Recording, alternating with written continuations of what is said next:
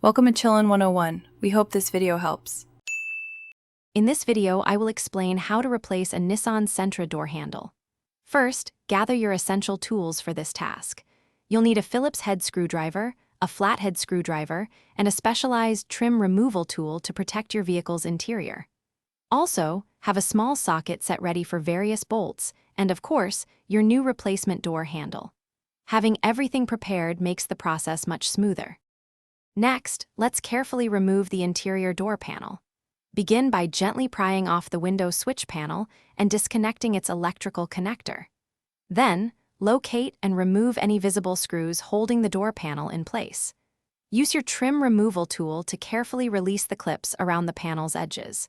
Finally, disconnect any remaining cables and electrical connectors before setting the panel aside. Now, we're ready to replace the exterior door handle itself. Start by locating and removing the 2 or 3 bolts that secure the old handle assembly. Carefully detach any linkage rods connected to the handle mechanism.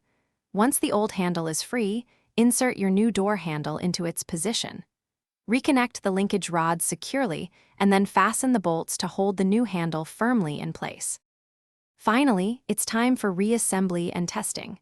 Reconnect all electrical connectors and cables that were detached from the door panel. Carefully align the door panel and firmly press it back into place, ensuring all clips engage properly. Secure all screws you removed earlier and replace the window switch panel. Before finishing, thoroughly test the new door handle to confirm it functions correctly. Thanks for watching. Consider subscribing if we helped you.